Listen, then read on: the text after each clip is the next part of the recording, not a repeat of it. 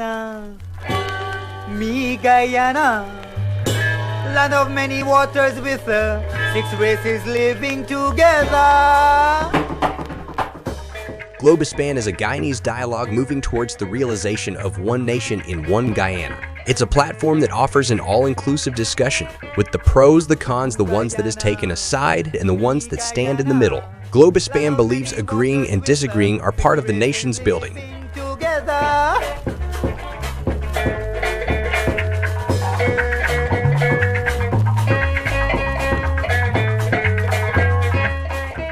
Globespan believes that every Guyanese voice is part of the nation's building. As we span the globe for voices from the diasporas, and those living home, we stand on our commitment that we are all Guyanese working towards one nation in one Guyana. Coffee and Dr. Jagan, Bobby, she gave us our great sons. Rohan Kanhai, Coffee and Dr. Jagan. As the world turns on its axis bringing changes, we as Guyanese must adopt to those changes for a better Guyana for all. Globespan stands on its axis with its belief that one nation, one Guyana, one destiny must include voices from all corners of Guyana. Me Guyana, land of many waters with 6 races living together. So welcome viewers and listeners once again to another edition of Globespan 24x7, owned and operated by Mr. Nohar Singh, with Devin Bassoon as our technical operator. Tonight we are discussing and analyzing the budget, Guyana budget 2024. With us tonight are 3 very esteemed gentlemen, all based in Guyana. We have Mr. Timothy Jonas, Senior Counsel of the ANUG, a new and united Guyana political party. We have the Auditor General, former Auditor General of Guyana, Mr. Gulsaran. And we have Mr. G.H.K. Lal, who is a regular figure in the media in Guyana as well. Gentlemen, thank you all for coming tonight, joining us here for this edition of Globespan 24x7 and to discuss the budget. Auditor General, are you hearing me? Yeah, I'm hearing you clearly. Clear. So you know, for people like me who don't know what a budget is, I wonder if you could begin with that. Explain to us what is a budget, Guyana's budget, and then we'll take it from there. Well, as far as the government is concerned, their legal and constitutional requirements relating to preparing estimates of revenue and expenditure for any fiscal year. It's an annual budget, like any other budget, like any budget for any organization, whether it's private sector, public sector. Each organization has to plan and they have to prepare their budget annually, you know, in most cases. So it's the same with government. As I said, there are constitutional, legislative requirements as to how the budget should be prepared and what are the contents of the budget. And so it is, and the budget will have to be approved by the National Assembly. In the case of the private sector, you will have a board of directors that will approve the budget. And there's a long process to get the budget approved. First, you have the minister's budget speech where he would discuss the performance of the economy in the previous fiscal year, and then he will unfold the budgetary measures for the new fiscal year. And that takes some time. You have the budget speech, then parliamentarians have 1 week to prepare themselves. So there's a general budget debate, which lasts for another week. And then the National Assembly will resolve itself into the Committee of Supply, where they will discuss and approve individual items in the budget. Once the budget is approved by the National Assembly, there is an appropriation law that will authorize disbursements from the consolidated fund to meet public expenditure. So that's in a nutshell what the budget is all about, as far as the government is concerned. So we have another budget expert here, Mr. G.H.K. Lal, who worked on Wall Street for quite a while. G.H.K., would you like to add anything to that? Make it more simplified? Good evening, everyone. I think that Mr. Gulsaran has given us a very comprehensive sketch there. The most I would add to that is that think of yourself, for our listeners. You have money coming in, you have expenses, you have visions of what you want to do, and so there are choices: spend, save, invest, hold back. It's a financial blueprint, and it encompasses everything that Mr. Gulsaran just said, and even more than what I'm saying. But in a few words, it's a financial blueprint for a year that we all should be doing in our lives, that a government has to be done to do, as was just said a moment ago. Senior Counsel, you want to add anything to these two esteemed gentlemen? Just that, of course, to deal with fiscal responsibility, how we spend, how we plan our spending, a lot of work goes into the preparation of the budget in the Ministry of Finance as they receive their reports and their budgets from the various commissions and agencies and all of that. I think one reason that the budget is useful for the citizens and more for the professionals and the people who really take the time to analyze it and look at it is that it gives us a sense, it includes a statement by the government that shows trends. So which areas are making more money, which areas are making less money, which areas it appears that the government of the day is focusing on more, where it plans to spend more money. But because we can see those economic trends in the budget, I think it gives us a clearer picture of where we are and what we should avoid and what we should be looking for. So it's important for scrutiny and transparency that it's done, that the budget is done, even though at the end of the day, 90% of the posturing that we see in Parliament is neither here nor there, because the budget will be passed, the budget will be approved, because the government has the 33rd seat. So it's important for that reason as well, I believe. And it takes several months of preparation. It's not something that's done overnight, weeks. And as you rightly pointed out, the government looks at weak areas where it needs to strengthen up in order to collect more revenues, and where to direct its fund for development projects and so on and so forth. So let's discuss what really stood out or stands out in this budget, if I may go with the Auditor General, Mr. Gulsaran, or I should say, Dr. Gulsaran. I do know you have a doctorate, so Dr. Gulsaran. It's okay. You call me Anand, When I look at the budget, I can summarize it in just a few words. It's an infrastructure-oriented budget, as opposed to a people, one dealing with people. It's not, in other words, it's not people-oriented, but more about infrastructure development, or it's more about things than about people. And I say this because when I look at the budget and what is there for the people, I see 6.5% increase in salaries, which I consider woefully inadequate considering the rate of inflation, which I noticed 2%, which I don't believe it's so. And then we have the discipline services getting a year's bonus tax-free. What about the others? The public servants are in dire need of salary increases. Without the public service, the government will grind to a halt. It is a public service that provides that mechanism for the government to function and operate. Then we have the teachers. I spoke to a relative of mine just 2 days ago, $104,000 for salary for a trained teacher, which is like $500 US a month. Woefully inadequate. Pensioners, a mere $3,000 a month salary increase. Old age pension, $3,000 a year. Yeah. You know, the bottom line is that is not a budget to deal with our people and to help them to alleviate the hardships there in terms of day-to-day.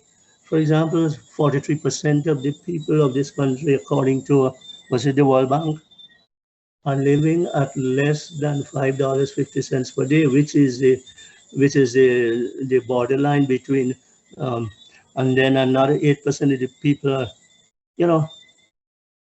So I'm kind of disappointed in the sense that the budget did not center on trying to help people to cope with the rising cost of living. Nurses are leaving, teachers are on strike, um, and this overemphasis on infrastructure development. Somebody called it, well, it's about sand and stone and cement and steel. That's all that's there is roads, bridges, uh, gas to shore project, Amelia Fall. What is there for the people? You can have all of that, but it's people who got to manage the system, and you're not treating them well. Huh? So that, in essence, my take, in a very summarized way of what the budget looks like. We can talk about more specific details, but let me stop there. Yeah, GHK, what for you stood out in the budget?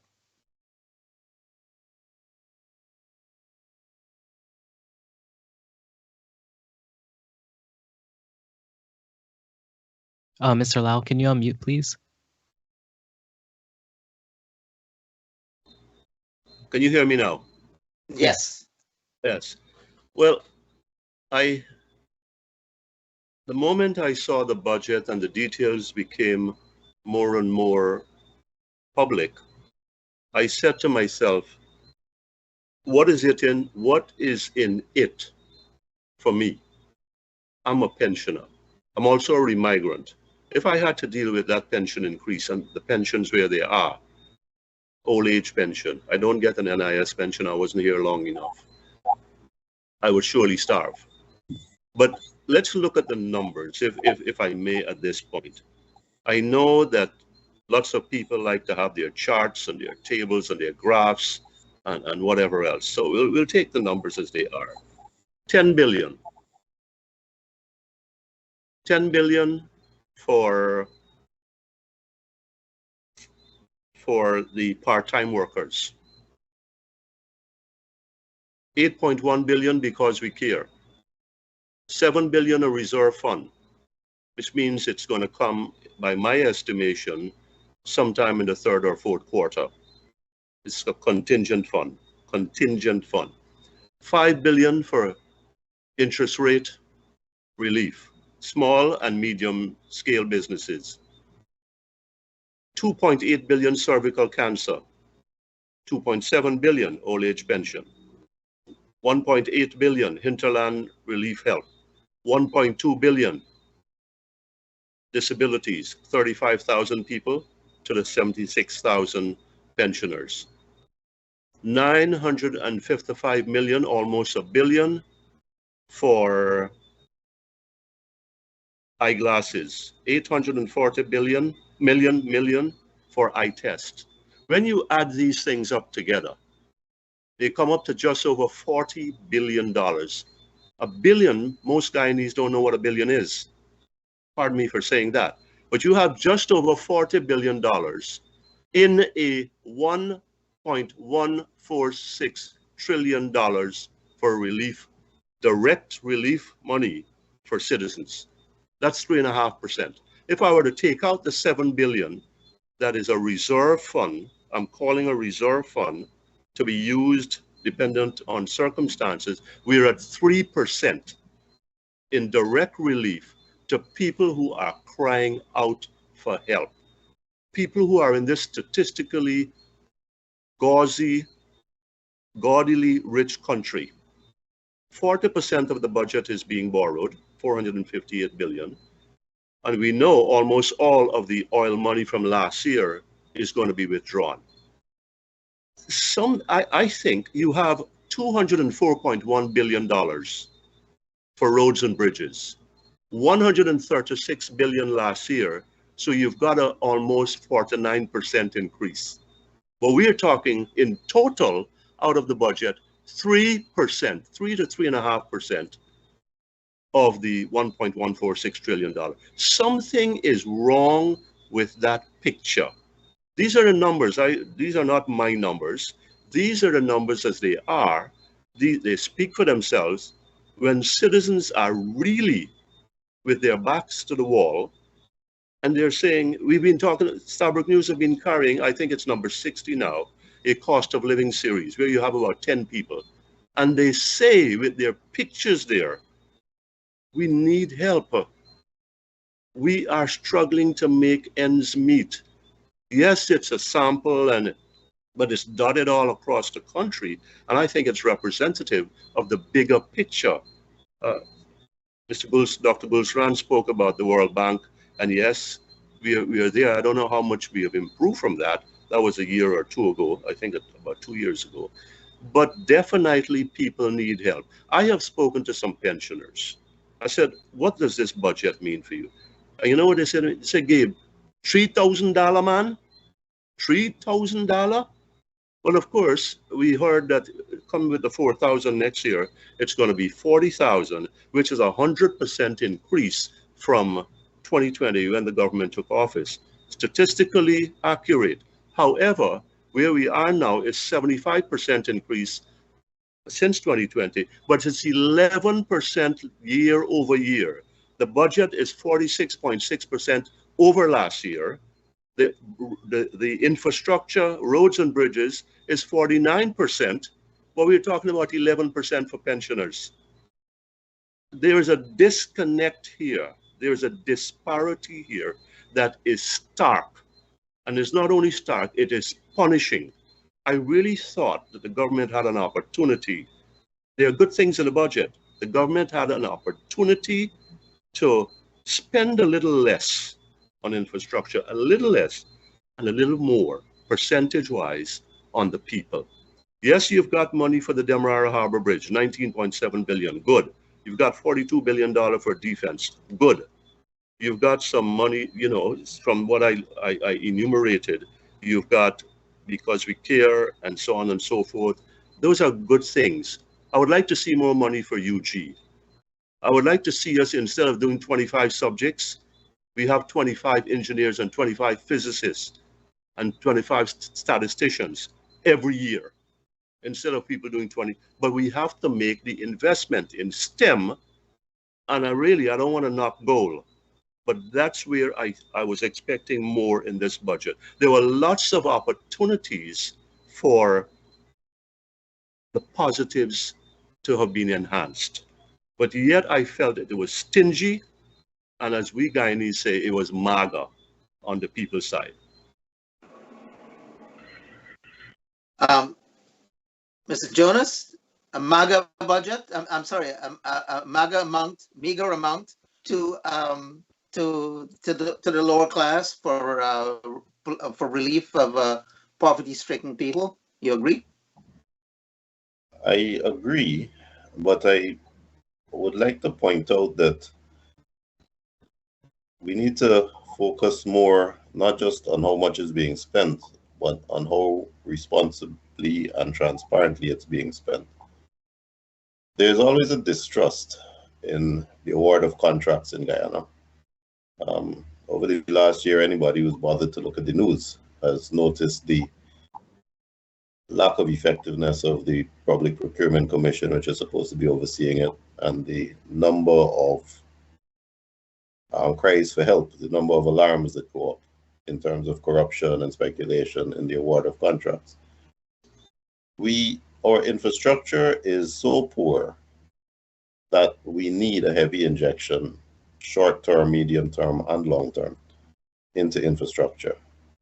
So it's hard to criticize a decision to spend a lot of money on infrastructure. Maybe too much, it's been too heavily weighted, but those are nuances that, you know, just go to shades of policy rather than to a critical objection. I think one of our problems is that we are not creating systems and implementing systems to manage our human resources, our population, our social services, and our expenditure on infrastructure. The institutions that exist are appointed by government folk so that it's all in a clique. A small number of people are becoming extremely wealthy. The larger number of people who are bidding for contracts are terrified to step out of line or say anything. And the centralization of power in the government and the award of this huge amount of money now made available for infrastructure means that the government doesn't just have complete political control with Parliament, but complete economic control, so that there will be no focal dissidents at all.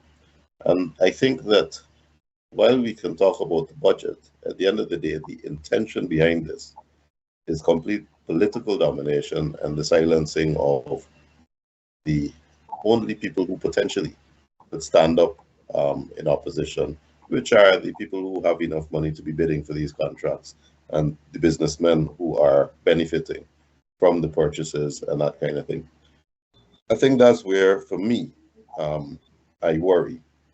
Now, the reality is that the GDP in Guyana has more than doubled in the last 2 years, more than doubled. So we're flush with money. We got lots of money.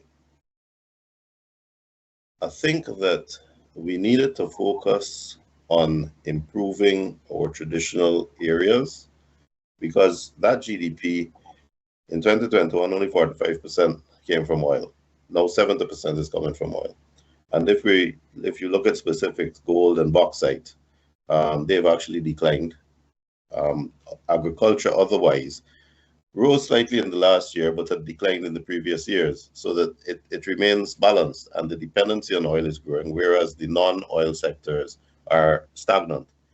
That's really worrying. And I think that the infrastructure needs to focus on helping our traditional performing sectors. I don't know that that's happening. Now, where human resources is concerned, I hear Mr. Gulsran and Mr. Lal, and I agree with them. We should be embarrassed at how we treat our public servants and our teachers and our nurses and our doctors and our police. And there's a very good reason why those folk go to the Caribbean, go to England, go to the US. They get out of this country as quickly as they can, and we are losing trained professionals because of how poorly we treat them. The teachers' strike today and yesterday is only one symptom of a much larger problem. A fact that there seems to be a disconnect between those in government who are becoming inordinately wealthy and the people at the bottom with whom they've completely lost touch. That picture the other day of the Minister of Education with her $3,000 US handbag going to talk to some teachers, that said a lot. Her bag is 3-4 months' salary for some of those teachers. That disconnect, that lack of empathy should worry our government, because it's well and good to say, look, all this money we're spending. But the people who have even the slightest awareness will say, well, that's not your money you're spending, and it's not your policies that earned that money. And you're taking this free money and you're circulating it among your favorites in giving contracts, focusing on awards. And unfortunately, there's no kickback in an increased salary. You don't get that back. And you can't buy votes that way. But we need to be paying our teachers and our nurses and our police and our public servants much better than we are. And we need to be devising systems to improve our NIS so that these cash grants, where you go out like a political messiah to hand out envelopes and look like a deity, that needs to stop. There needs to be a system where our existing institutions are fortified so that the NIS deals with giving benefits for school children, giving unemployment benefits, giving benefits to those who need it, as a system that is transparent and that everybody understands, not the arbitrary ad hoc envelope that is an auditing disaster and is arbitrary. I noticed, and I saw GHK mention it, that there is a figure for 8 billion because we care, but also 7 billion for what's called cost of living interventions. So that's money that is being put aside for us to put it in white envelopes when we think it's a good idea and go and shake hands and give it to the supplicants so that we look good on TV. That's not a system. That's arbitrariness. And we need to fight against arbitrariness. There needs to be a system in how things are being done. Okay, so let's talk a little more about specifics, Dr. Gulsaran. Mr. Jonas mentioned teachers and education. Do you have any idea how much money has been budgeted for education?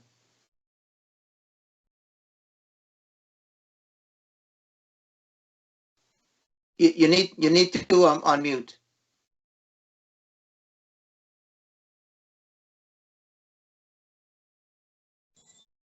Yes, you hear me now? Yes. Yeah, as I said, I haven't checked the figures in the estimates, so I have no idea how much money has been allocated for the Ministry for Education. But having said that, it's really disappointing. It's really disheartening the way teachers are being treated in terms of the level of salary they are getting, and the teacher strike is bearing out the extent to which they feel dissatisfied. Do you have any idea what the teachers, just for public edification, what were the teachers asking for and what was offered? Well, they're getting 6.5% increase, just like the public servants.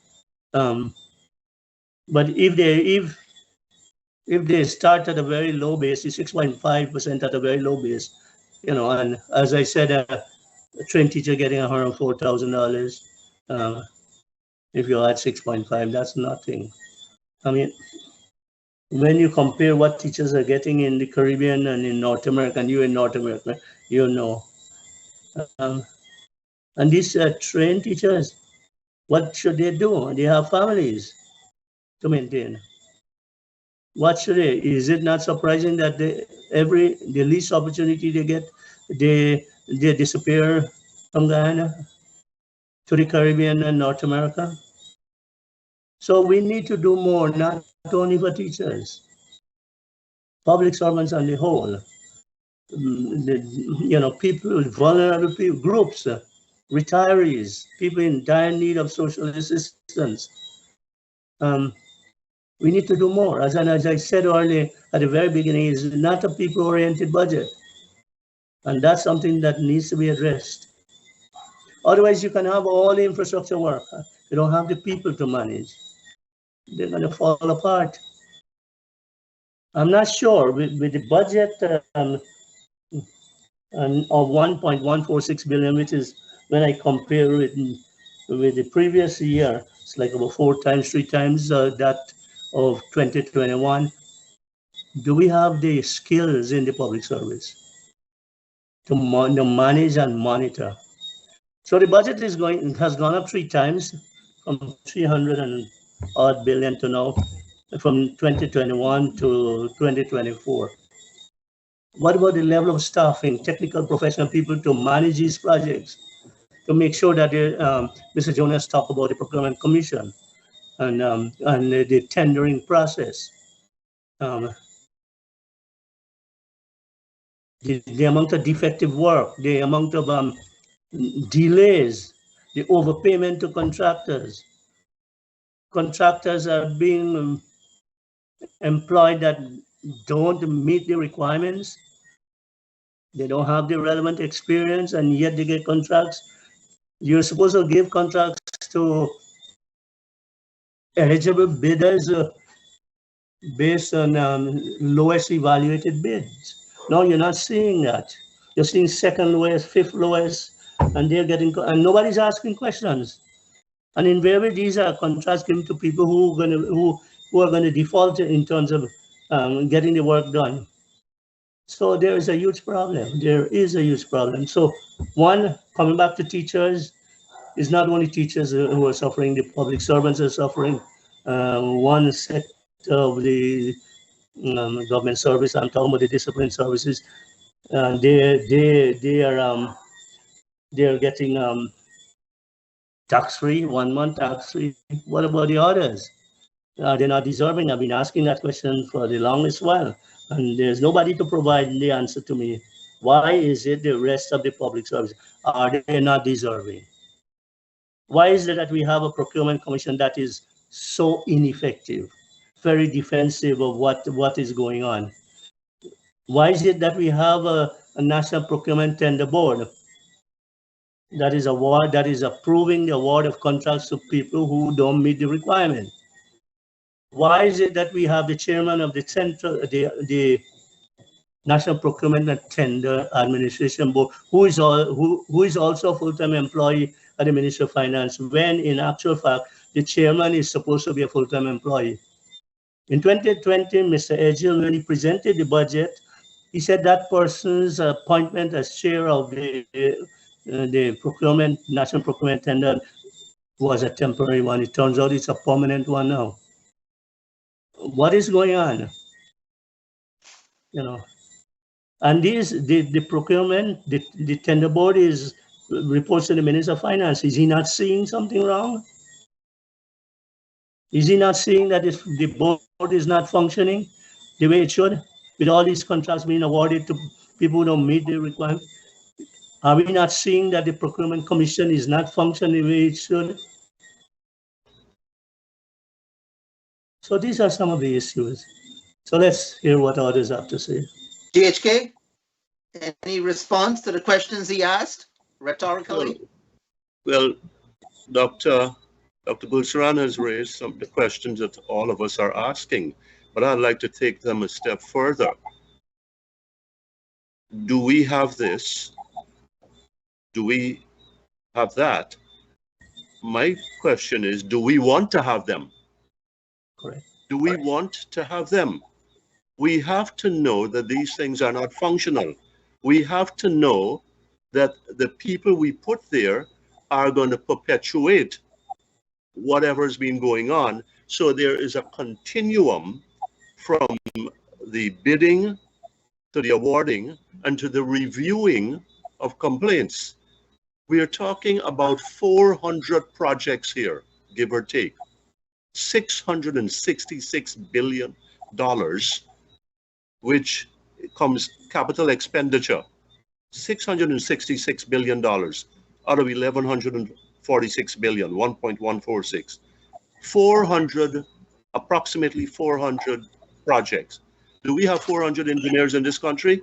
Somebody help me. I don't think that we do. I don't think, then we need supervisory engineers. And I'm just talking about engineers. Do we have the accounting people to really put on 4 eyes and say, let us peer at what's going on here, how this money is being spent? So you have the technical specs being fulfilled or not, and you have the money being scrutinized as you go along, or various points, various milestones in projects. So yes, we have a tremendous amount of money, and I defer to council, senior council, that our infrastructure is where it is, and we have to have those injections. But I'm still insisting that it is too much, too quickly, and at the expense of some other situations. So the tender board operates like a secret society as far as I'm concerned. The procurement board is there for a purpose, and it's to rubber stamp whatever goes on there. And you know, we have all these guys, we have some good people there on these things, but there's this fear factor, there's this indebtedness factor, that if I do say something, or I do something and I become a marked man, then everybody down the line that is associated with me, my nephew who has a job, my sister who's lining up for a house lot, myself who's here, I'm going to be read some sort of gospel, and it's not one from the Bible, and I'm not going to like where it ends up. And this is where things are in this country. We know what is wrong, but do we want to do anything about it? Why is it there are only so few voices? We're a civil society. Why is it there's only so few voices saying, we've got a problem with the budget. We've got a problem with the award of that contract. We've got a problem with the functioning of A, B, or C. So, and so we are easy to pick off. The few of us who say, hold on a minute, let's have a conversation. Let's inspect this thing. Let's look at it a bit more closely. The moment you do that, you are anti this and anti that. What about pro-Guyana? What about pro-citizen? What about pro-working class? I hear the former Auditor General talking about teachers. I used to be a teacher when I first came back here for 8 years as a full-time volunteer. So I had that luxury by the grace of God. I don't know who believes in God here, but that's where I am. So giving back. Here's the story with that. I used to hear the cries, the plaintiveness in the teachers who are regular, and they weren't public servants. This is a private school, who were crying out about the minibus and making ends meet. And these are people with 1 or 2 children, not 4 or 5, and just the monthly grind. And that was 5 years ago. Now we have skyrocketing prices. We have prices racing away from it. And Mr. Gulshan, I notice yourself and Mr. Ram, I don't know where anybody got 2% inflation and 3.8% food inflation. I mean, I am dumb, but I can't be that dumb, or people expect me to be that stupid, or all of us. 3.8% food inflation in this country. So yes, people need relief. I mean, I'm sure that the president must have heard them. I'm sure that the vice president had to have heard them, and the honorable finance minister. So when you come up with 6.5% and $3,000 and say, look how much we have done for you, something is really wrong with either me or with them. And I'll take myself out of that equation. Something is wrong with these guys. And the structures they set up to continue along the lines here. I mean, we've been going from one budget to the other. Record, whopper, unprecedented. And here we are now. The big T word, the big T level has been breached.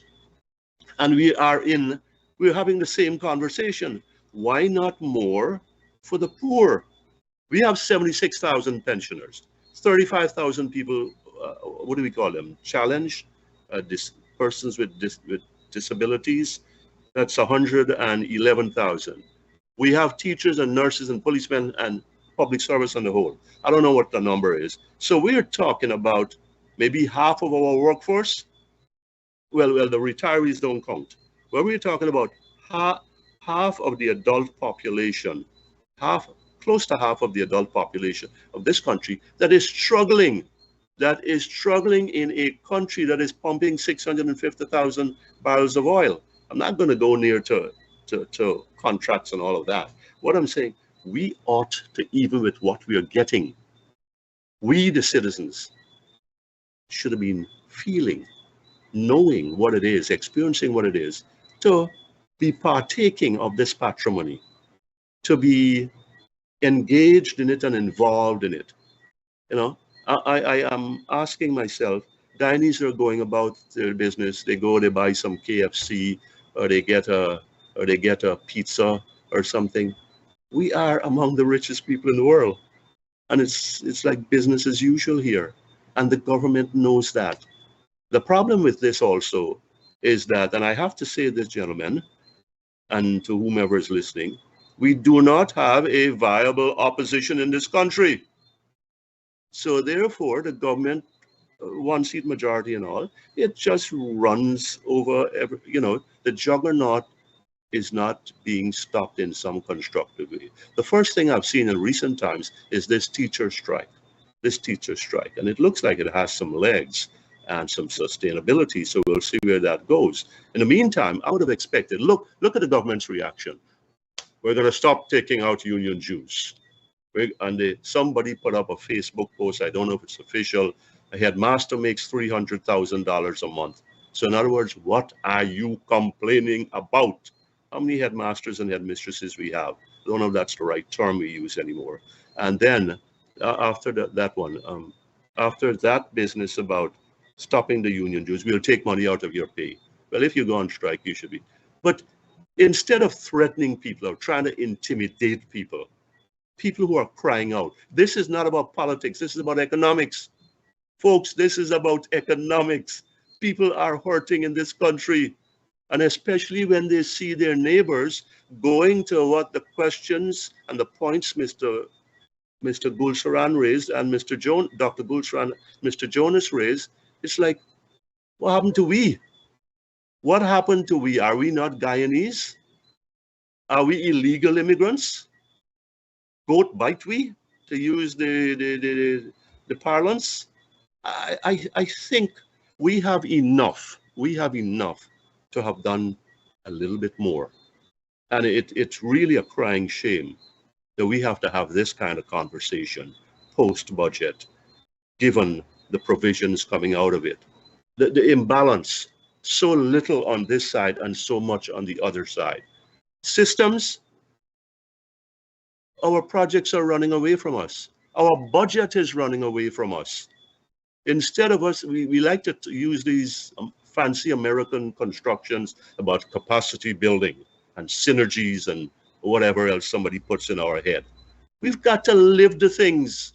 We've got to live them and live them by figuring out, putting as many heads together as possible and say, what is the best combination of people, of money, of systems, technology, that so we can get the best out of every dollar. Somebody, I think it's Mr. Council, said about the corruption aspect. Do we need to talk about contracts, the award, the performances?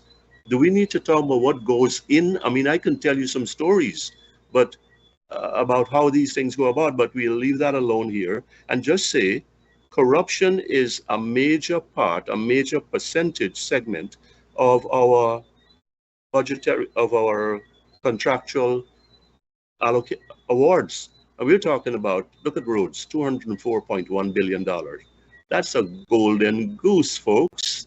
That's a golden goose. If you got $666 billion for capital expenditure, you're digging holes and pushing wheelbarrows and erecting steel pylons and a lot of wood and sand and cement and steel. And you've got a lot of opportunity there to make hay whilst the sun shines, and the sun is shining all the time.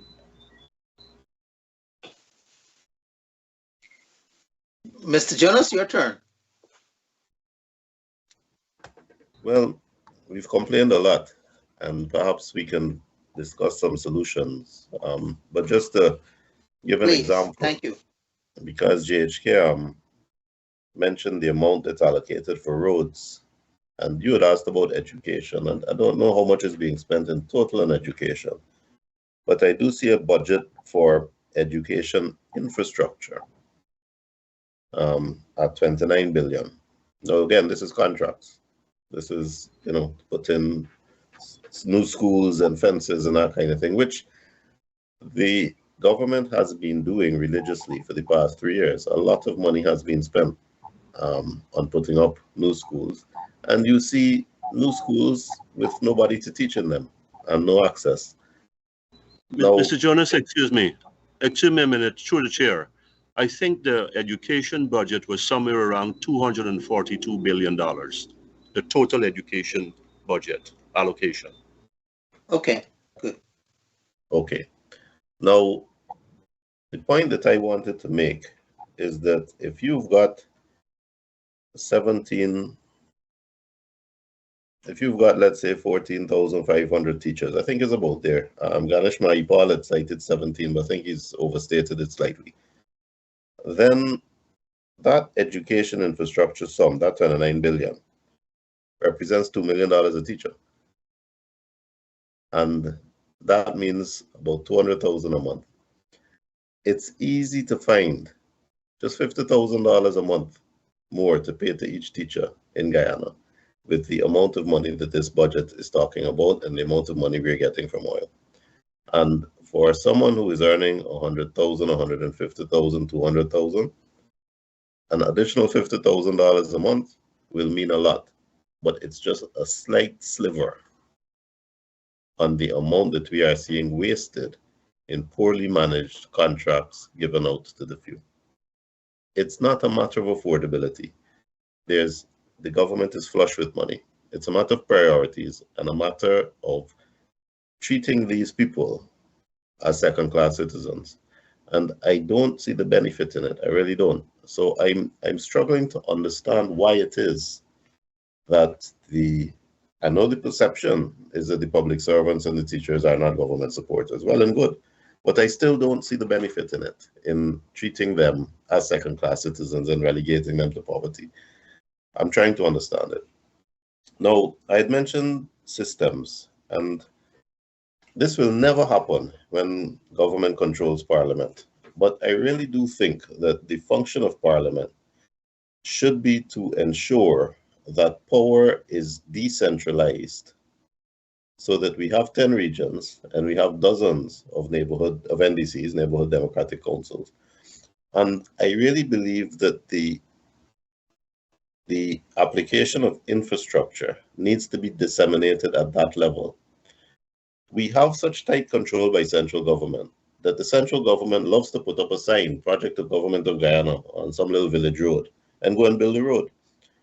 And it is politically sensible because the villagers come out and deify the government and say, oh, thanks so much to the government for coming to build this road here for us.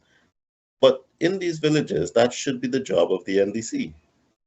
That should be the job of the RDC and the regions. Why is it that the government feels the need to centralize power so much and keep such a tight grasp on the money and on all contracts that it is for the government to go and be building these village roads, be digging drains in the villages, be dealing with that kind of infrastructure? When if the government focused on what the government should be focusing on and allowed these other agencies that are supposed to be autonomous to operate autonomously, we would have a much more efficient dissemination of money and expenditure and greater independence. One of the things that I've seen, and it's something that I really hope happens soon, part of the government's success has been its housing drive. Housing over the last 10, 15 years has become much less of a problem, and we've seen housing schemes go up everywhere. What we have not seen is a corresponding expansion of the system of rates and taxes for these houses that are going up. So that, if I can use Region 4 as an example, in Eccles, in Horstellin, in Diamond, in Grove, where these huge housing schemes have gone up, if the NDCs in those areas were able to value those properties and start receiving rates and taxes for those properties, they would become financially autonomous and would be able to do their job, which is to oversee drainage, irrigation, road building, keeping the parapets clean, dealing with rubbish removal. That's their job.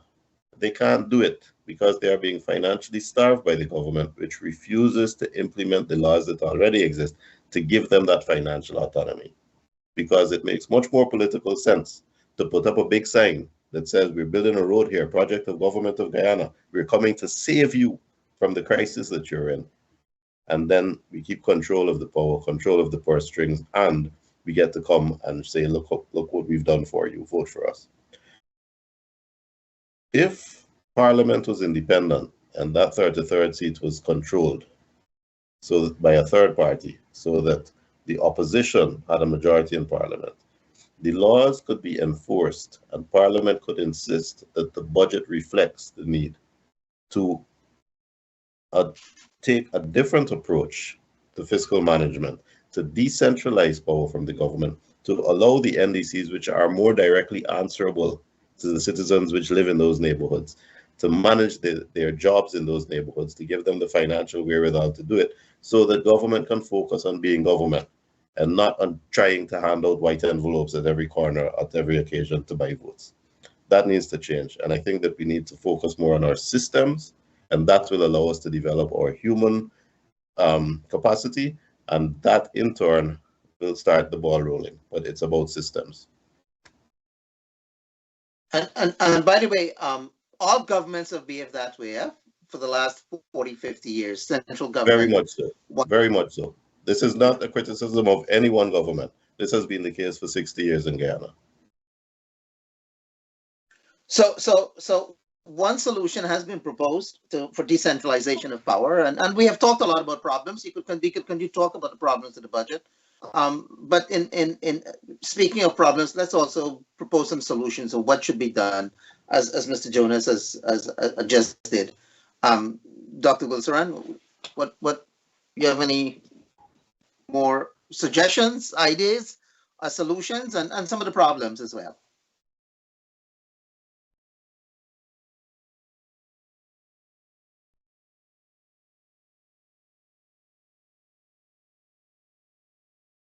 Dr. Wilson, you need to unmute. Yes. Are you hearing me now? Yes, start over. Yes, I was saying there are a number of issues that I would like to raise as a result of the discussion we had so far with Mr. Jonas and Mr. Lau. I think Mr. Jonas talked about corruption and the award of contracts and the functioning of the National Tender Board and the Procurement Commission. The research has shown that corrupt bureaucrats, I will use the word bureaucrats, tend to target major infrastructure works because that's where the big money is. That's fewer financial transaction, less of a possibility of being caught and so on. So research has shown that that's a tendency where you have corrupt people involved in the system. They will target major infrastructure works. To what extent that's happening, it's another matter, but what we are seeing is a bias towards major infrastructure development works. We are seeing problems relating to the execution of the projects. We are seeing defective work performed and so on. And one has to reflect on why is it that we are going in this direction in such an aggressive way. Yeah. And the second point I want to make is about fiscal deficits. In 2019, our overall fiscal deficit was like 17 billion. 2024, the anticipated fiscal deficit is 198.736 billion. We are progressively increasing the gap between the money we earn and the expenditure we incur. Our expenditure is outstripping by far the revenue we earn. I was hoping that at some point in time we would have had a balanced budget. But going back to 1992 when we restarted the whole accountability arrangements, we have been, except for 1 or 2 years, we've always approved of budget deficits. And when you have budget deficits, somebody has to finance the deficit. Invariably, it used to be financed by the overdraft and the consolidated fund. In 2021, the figure was like $163 billion. And the Minister of Finance liquidated that overdraft through the issuing of debentures. By the end of 2022, the overdraft went up again to 90 billion. And if you were to add the results of 2023 and the proposed deficit for 2024, you're talking about, assuming that you're not getting any other source of funding for the deficit, the overdraft is going to be close to close to $500 billion. And then we have the borrowing aspect also. We are going to borrow money for infrastructure developmental works under the capital program. So it looks like we are heading in the wrong direction. The IMF and the Article 4 IMF consultation report talked about that we should program ourselves such a way that we have a balanced budget by 2028. But that's not going to happen. Because 2024, the deficit is 198 billion, the proposed deficit. 2025, 2020, it's not going to happen. And the other thing the IMF and the IDB and the World Bank have been saying is we need to restrict our deficit to the extent of the withdrawal from the NRF fund, the Natural Resource Fund. Now, the fiscal deficit, I talk about it, it takes into account the withdrawals from the NRF. So we are going beyond. It's not a question of restricting the deficit to the extent that of withdrawals. We are going beyond. I don't know where this is going to take us, but it's an alarming situation for me when you're incurring all these deficits, and then you have to borrow money. Then you're going to convert the overdraft, which we used to get without interest charges. You're converting the overdraft at the Bank of Ghana into a loan in the form of debentures for which you have to pay interest charges. So the cost of borrowing. Then we have the third element, the public debt is ballooning. Let me see where that is. The public debt is going to be, at the end of 2023, the public debt is like 940 billion Ghana dollars, moving from 388 billion in 2019 to 940 billion, which is 3 times. So we are incurring significant fiscal deficits, and in a very progressive way. We are incurring debts in a very progressive way in the form of the public debt. I note that the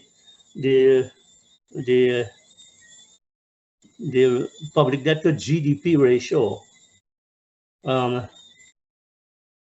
although we are increasing our public debt to in a very significant way, the public debt to GDP ratio marginally increases to 27, from 24% to 27%. Now there are problems relating to that ratio in the sense that we are using the total GDP, which includes production of oil, or oil production, of which 87.5% doesn't belong to this country. But yet we're using that GDP to say, well, look, we are the fastest growing economy, and our debt to GDP ratio is manageable. It's very, at 27%, it's is a sign of good health. But if one were to use a non-GDP, non-oil GDP, maybe we'll get a better picture. And to use a public debt to GDP ratio using non-oil GDP, and we could very well go to about 40%, which is going a bit on the high side. At one stage, we were 47% before we discovered oil. We were 47%, and we were inching towards the 50%. Other countries like the United States, and they've got huge, but we in the Ghana context, we can make that kind of comparison. The other thing, another final point maybe I should talk about is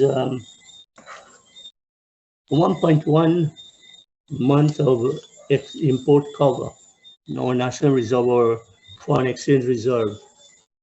It works out to 1.1 month supply. The norm is 3.2, 3.3 month supply of. You must have reserves to cover imports of about 3 to 4 months. Now we have it at 1.1. What does that mean for the future? I'm not sure, because all revenues are coming in, all revenues are going out. Money is being sent abroad, money is coming in. It's a bit of a company, but certainly taking the figure of 1.1 is not it's, one would argue that it's you're running it very tight in terms of your foreign exchange reserves. So those are a couple of things I wanted to flag. I don't think I have any more to say. And so I stop there for other comments. GHK? Well, listen, if we're talking about solutions, I think it's a combination. It's a combination of fiscal discipline, which we don't have, systems discipline, regulatory discipline, and we just don't see, we seem to pay lip service to these things.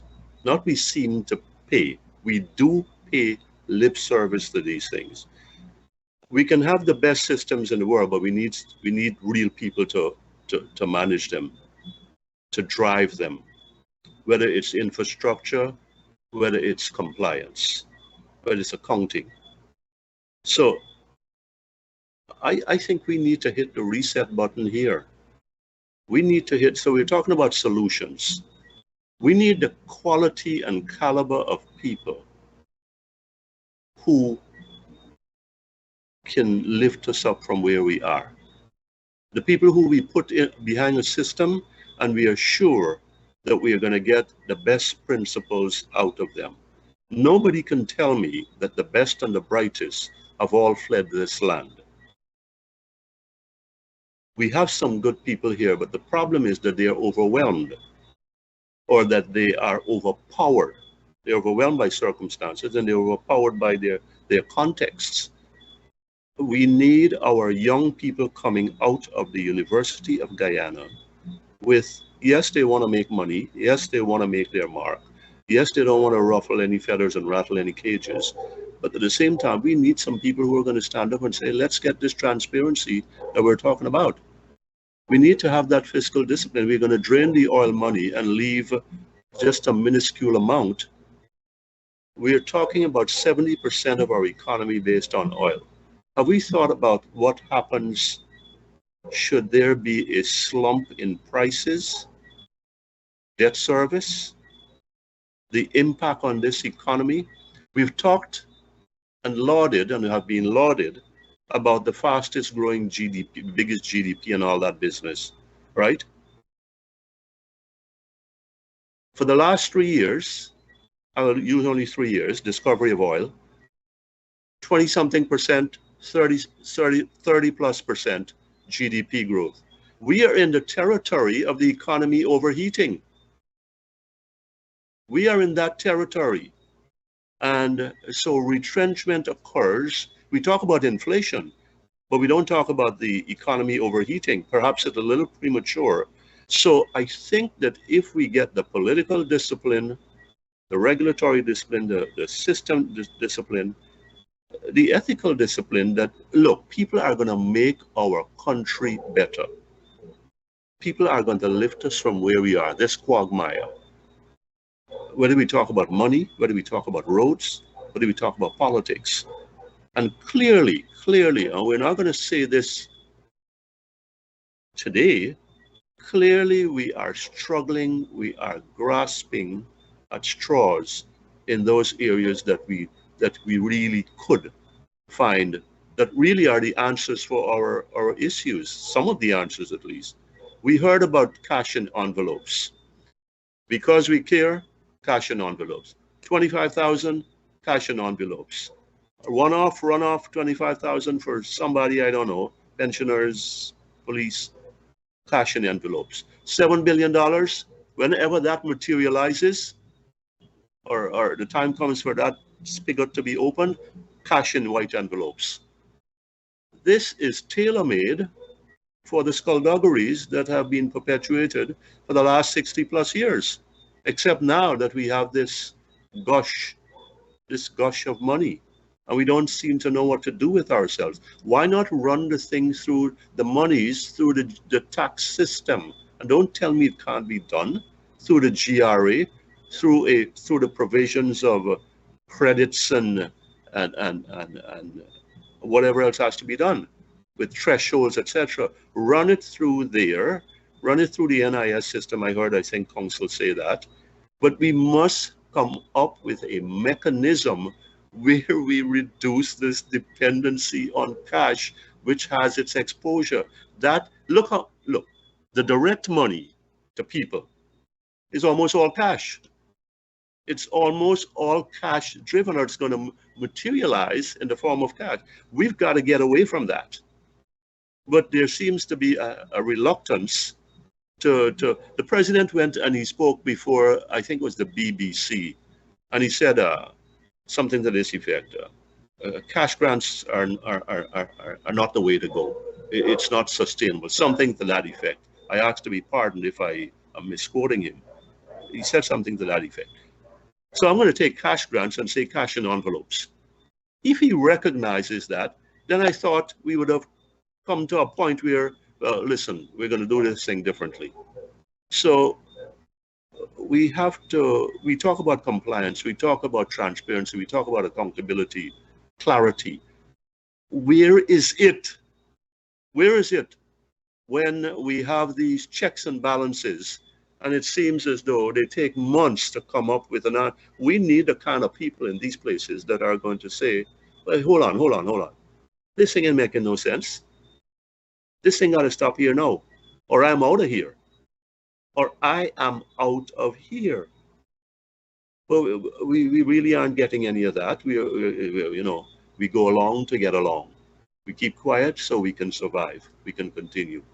And I think that's part of where our solutions are. We talk about this oil economy and non-oil economy. We have to have goal. I will never say anything negative about anything that has to do with reading a book or writing a word. So I'll leave goal alone. But we need to pump more money into the University of Guyana. We need more engineers, more physicists, more geophysicists, more geologists, more mathematicians. We need to have those people and be producing them, computer engineers, so we can stand on our own feet. We can have the caliber of people here who lifts. You know, there's a saying in the States, a rising tide lifts all boats. We seem to be stuck in the damn mud. And you know, so it comes back to people. Folks, it comes back to people. You have the right people, you ask the right questions, you have the right visions, you'll get to the right place. I hate to be this negative, but when I look around and I know some of these people, I see some scalawags, right? That is a nice word, the nicest word I can say. I mean, I wouldn't have them in to do any business with them, but they are in pivotal and crucial positions in government service. And I'll say this almost universally. How are we going to talk about solutions when people who talk about solutions are looked upon as enemies? As enemies. I think we really need to relook at ourselves and say, what is it we have here? Politically, socially, civilly, and so on, and decide where we're going to go as a nation. Are we going to have that place, what's it called, Tamari? There are going to be people leaving here all the time to go the ones that can make a difference. Teachers, nurses, whomever, by whatever means. And look, we're among the richest country in the world. Pass by Duke Street. Pass by Duke Street on any given day, and it's not only Cubans. It's not only Cubans. Why are we going someplace? I'm too old to go anywhere. So, and I've been there already. So, yes, it starts with the people. It starts with the will. And sometime or the other, the people are going to have to say, well, look, we can't take this anymore. We're going to have some difference. Right now, we are where we are. So Jonas, lack of discipline, more training needed. We are stuck in the mud. How do you react to these? I think that one of the problems we have in the society is that we stay beneath the radar because we're afraid to stand up to take a position. We prefer to grumble quietly if we are not awarded the contract and hope that the next contract will be awarded. We go and speak quietly to the minister and he says, all right, leave the one alone, you get the next one. As a solution to this ad hoc arbitrariness that GHK is talking about, I want to propose something that I think should be done holistically and should be done as a priority. It's done in Canada, it's done in England, it's done in India. When a Guyanese is born, when a child is born in Guyana, that information should immediately go to the revenue, the GRA, and a number should be allocated that shows male child, female child born in Guyana, Guyanese. So he gets his social security number or his tax identification number or anything you want to call it, and that number belongs to him for his life. A bank account is immediately opened in his name. When that child reaches school age, his mother gets a monthly sum of money in her bank account because she has a bank account because when she was born, she had her number. Not the father, the mother. I'll tell you why later. So for the child's school age, as long as the school records that this child has attended this school, the mother gets a sum of money monthly in her account. So she is motivated, incentivized to send the child to school, to make sure the child stays in school. And with all this money we separately have to ensure that the child gets a good schooling. When the child leaves school, the child then is automatically put on the NIS and the GRA. So that the system where we have in Guyana, where contractors getting contracts from governments in billions of dollars, quadrupled over the last 3 years, and yet the amount of taxes remitted by self-employed persons is about the same as it was. That can't happen because everybody is now on the radar. Nobody is beneath the radar. So immediately, if you're unemployed, you will get a benefit from NIS because they're NIS benefits. They're unemployment benefits, medical benefits. There's not this cash handout for glasses. You get it from NIS. It's part of a system. Now, NIS needs to be revamped so that the old age is increased. This 55 years and 60 years, if the institution is going bankrupt, you need a higher age of retirement so that you're contributing for a longer period of time. And you also need an option. There are a lot of people at 60 who want to work. They should have an option if they wish to take a deferred pension. So they work between 60 and 65 if they choose to. So it reduces the number of years that they are receiving after they retire. And it enlarges the number of years that they're contributing. NIS shouldn't have a ceiling on contributions. Right now, NIS does not acknowledge anybody who earns more than $250,000 a month. So that their ceiling of income from a person is $35,000. That's ridiculous in our society where people are earning millions. There are people out there earning millions.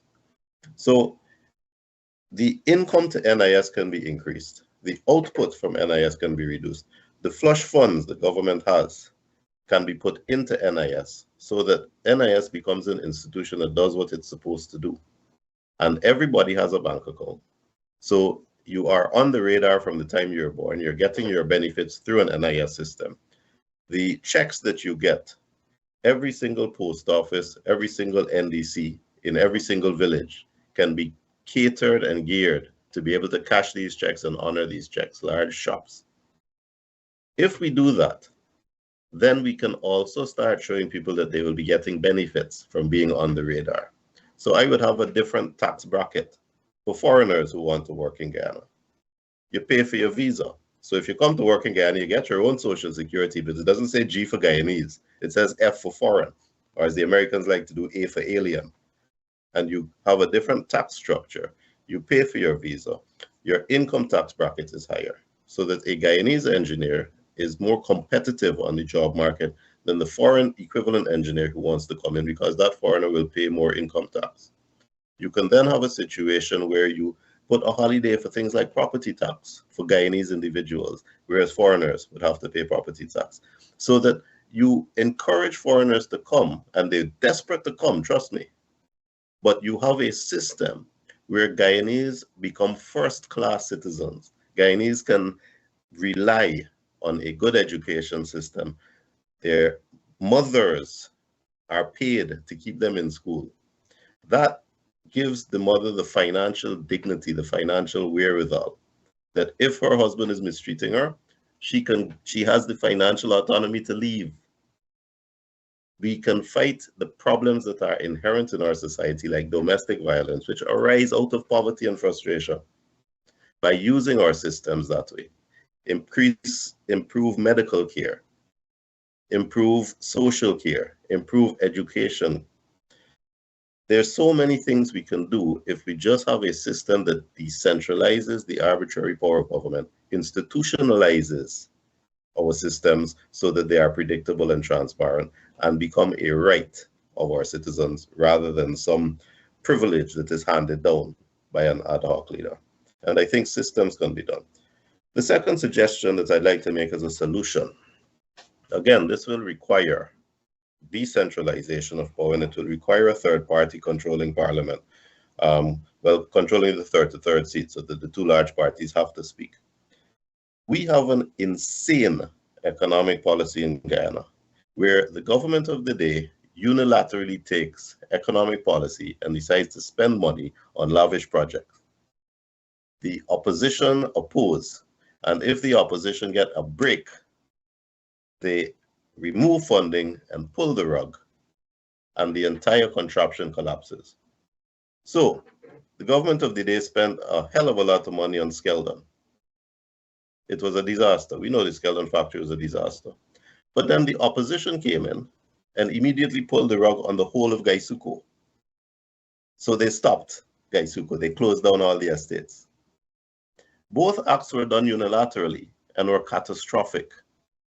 And then, to further the insanity, the government of the day came back and tried to bring Gaisuko back from the dead, and is still injecting billions of dollars. So we have this insane economic tug of war, where instead of talking together and speaking and deciding on a united economic policy that both sides can agree on, having a real conversation so that there is continuity in our economic policies. We have failed fiber optics from Brazil. We have Amalia Falls, started by the PPP. When AFC took the majority in parliament, they stopped the financing, so Amalia Falls failed. Now PPP wants to start Amalia Falls again. Economic insanity by one side because they control the third to third seat in parliament. You have the Payara project that was put on hold in 2020 until the PPP reviewed it and decided that they would approve it. Again, the kind of inconsistency in an economic policy that creates nightmares for foreign investors and make us a poor investor climate.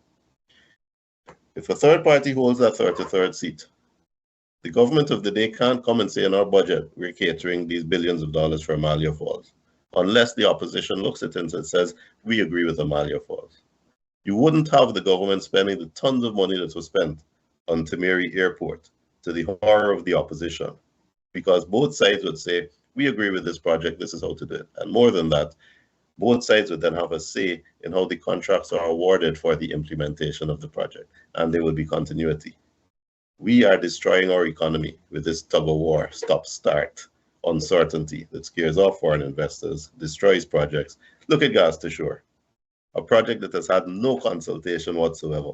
The government is talking about oil refinery in Berbice, no consultation whatsoever. If they start spending money on it, and then they lose that third to third seat, do we continue the insanity, or shouldn't we at some point have economic policies that both sides weigh in on and agree? Only if a third party holds that third to third seat can we have economic continuity and stop the insanity. Okay, so we only got about 9 minutes left, so I'll just ask Dr. Globespan if you'd like to sum up of some of the things you said, any additional items you would like to discuss and solutions as we analyze the budget of 2024. Yeah, again, you have to unmute.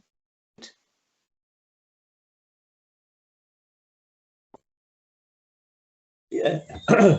As I listened to Mr. Jonas talking about his 33rd Street, I thought that. And by the way, I do believe, just to interrupt you, I do believe there were two brilliant ideas that need to be considered. Sorry for that. I didn't hear what you say. I said I think there are two brilliant ideas that should be considered. The two. But it's all right. Carry on. It's okay. Okay. No, I was saying, Mr. Jonas was talking about the 33rd seat in Parliament as a way of getting out of what we are experiencing, and I was thinking whether or not, given our peculiar circumstance, the Guyanese context, the question of people voting on ethnic lines, and whichever ethnic group is in the majority, you have the winner take all and all these things. I was thinking, is it possible from a legal constitutional perspective to up approval of legislative measures to say 60% rather than 50%? Given our peculiar situation, I know 50%, 51% majority, but can we up it to so that the opposition will have a meaningful say in decision making at the level of Parliament? I don't know if that is possible, but that thought has been running through my mind for some time, whether it's possible. So that's one point. And to summarize what I wanted to say is, I'm worried about, as I said, the budget is not a people-oriented budget. Two, we are incurring fiscal deficits that maybe at some point in time might blow up in our face. We are incurring a public debt that is ballooning, and if something should happen tomorrow, or I'm talking about some natural disaster or something, God forbid, and oil revenue ceases to flow, what is going to happen? We are placing too much of emphasis on oil revenues, and to almost to the exclusion of the non-oil economy. And a sensible way of dealing with this, given volatility in oil prices and all sorts of things, is to make sure that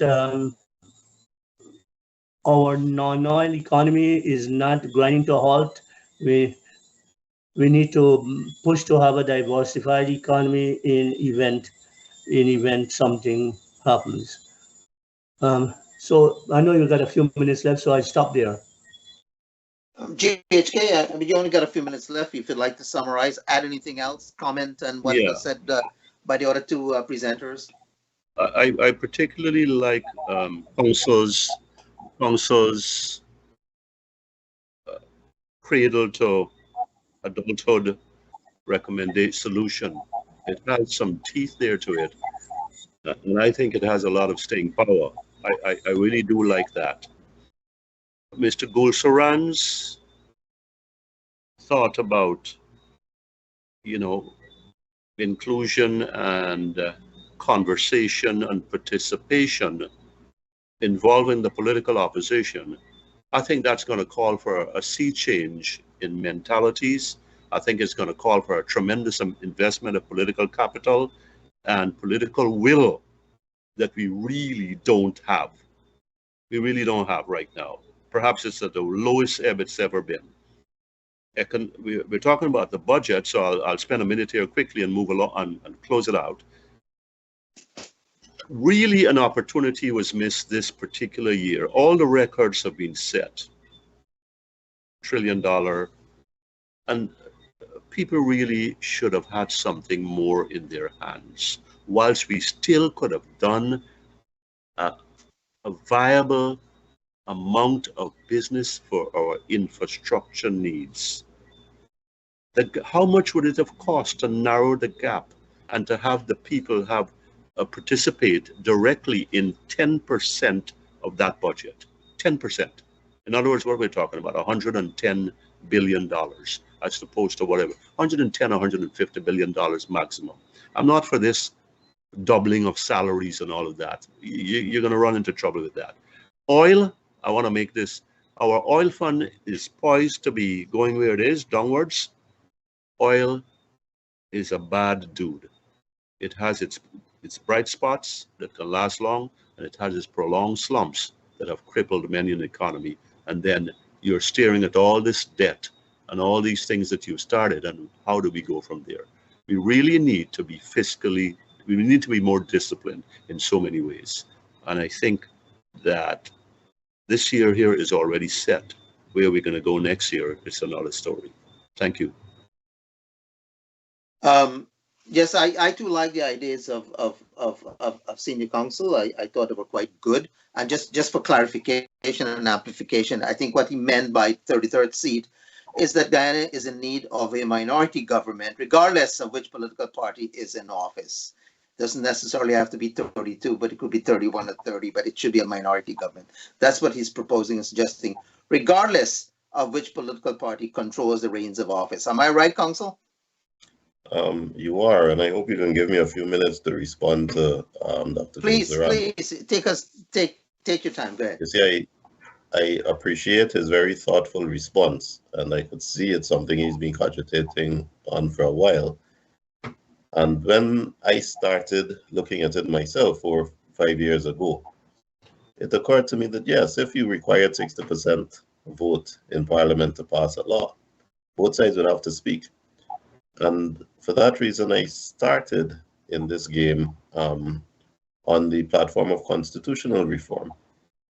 But the thing is, Doc, that for constitutional reform, you need 66% vote in Parliament to change the Constitution. So you need to go to the PPP in government now, or to the Visionless Granger in government 5 years ago, and say to that person in government, please agree to change the rules so that those horrible people on the other side that you hate can veto your budget. And that's an impossibility. We will not have meaningful constitutional reform in Guyana because both sides have to agree. So the rules of the game are 50%. And for that reason, you have to erode the 50%, as Vishnu is saying, and you have to have the third party, mathematically speaking, to hold the 33rd seat, because those are the rules of the game, and it's the only way to get it done, in my view. That is why I am advocating so strongly for a third party that will not side with either of the two big ones. GHK, I thank you for your endorsement of the idea of the cradle to the grave. And it's interesting you mentioned grave, because there's an aspect of the idea of keeping everybody on the radar that I hadn't mentioned, and I'll mention it now. APNU complained after they lost the last election and failed to rig it that the list was bloated, you will remember. And they're right. The reason there are dead people on that list is because so many Guyanese migrate and die abroad, and there's no system in Guyana to record those deaths, because the deaths don't happen here.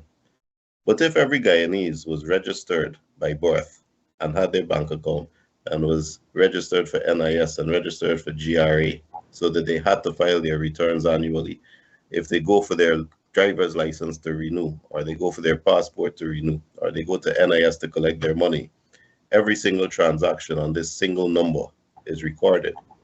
Then you could assume, if there is no transaction on Social Security number 1 for 7 years, that that person is dead, and you can take him off the list. So that the idea of this list, that everyone is on the radar, and if no one does any transaction, pay tax, receive benefit, anything for 7 years, they're presumed dead, they come off the list even if they've migrated to die abroad. And they can, of course, come and say, here I am, put me back on the list. But that solves the bloated list quarrel. I think we have to start coming up with solutions, and I think solutions are out there. But we are so busy fighting each other in this race war that is perpetuated by the two large parties that we lose sight of where we should be, which is looking for solutions to our problems and finding transparency and finding, hopefully at some point, integrity to run the country. Oh, well, I am afraid that will be the final word. It is now 8:30, in fact. Gentlemen, I do want to thank you all very, very much. Mr. J.H.K. Lawal, Dr. Anand Gulsaran, former Auditor General and now columnist for several publications, and Senior Counsel Timothy Jonas of ANUG, and New and United Guyana Party. Thank you very much, gentlemen. Good night, all. See you all again. Thank you soon. Thank you for having us. Thank you. Thank you, gentlemen. It was a pleasure.